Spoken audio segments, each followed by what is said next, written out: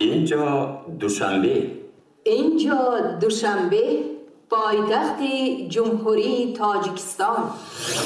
این همون طرحی است که 93 سال قبل 10 اپریل سال 1930 با عباره دقت اینجا استالین‌آباد صدا داده بود و در تاریخ رادیو شنوایی تاجیکستان با حرف‌های زرین ثبت گردید. پیدایش رادیو روزگار آدمیزاد را مکمل و رنگین‌تر کرده، مردم آن را چون منبع اطلاعات، واسطه آموختن علم و ادب و فراغت و دلخوشی قبول کرد. با فرق از سال‌های قبلی امروز شرایط در شبکه‌های رادیویی کشور خیلی بهتر گردیده. امکانات‌های کار و فعالیت نیز فراختر شده است. یعنی امروز رادیو تاجیکستان با پخش برنامه و سوژه‌های مختلف و اطلاعات دقیق و سنجیده شده توانسته است موقع خاصه پیدا کند و همچون وسیله خوب اطلاع رسانی معرفی گردد. بعد از زمان استقلالیت، بعد از آوردن کشور عزیز و محبوبمان تاجیکستان، در داخل رادیوی تاجیکستان باز 3 شبکه دیگر روی کار آمد. رادیوی آواز تاجیک، رادیوی صدای دوشنبه، رادیوی فرهنگ. واقعا رادیوی تاجیکستان رسالت خود را اجرا کرده توانست و میتوان با باوری گفت که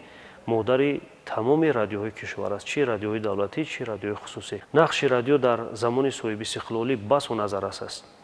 امروز محبت خود را از دست نداده است، گم نکرده است.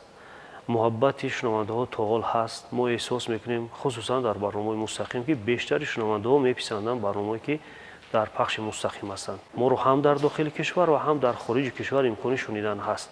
یعنی امروز در صحیفه‌های اجتماعی نیز رادیوی تاجیکستان با 3 شبکه فعال است و باور کامل دارم که با 100 ساله‌های دیگر برای ملت، برای دولت عزیزمان رادیوی تاجیکستان و شبکه‌های خدمت خواهند کرد.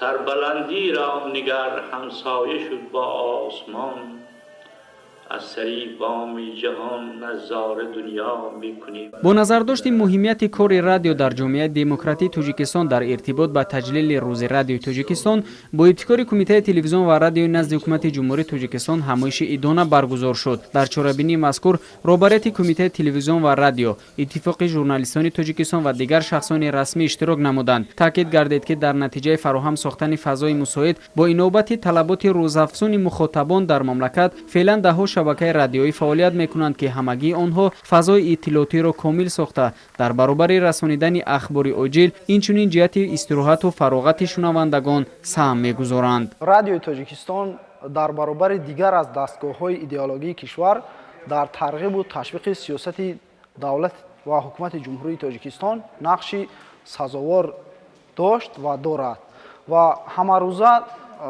از طریق رادیوی تاجیکستان سیاست پیشگرفته رهبریت دولت و حکومت جمهوری تاجیکستان پورا انعکاس کرده می شود و رادیوی تاجیکستان یک دستگاه ایدئولوژی است که توانست در طول سالهای استقلالیت و تا به زمان استقلالیت آن رسالتی که در نزد خود داشت از عهده آن رسالت خود برآمده توانست.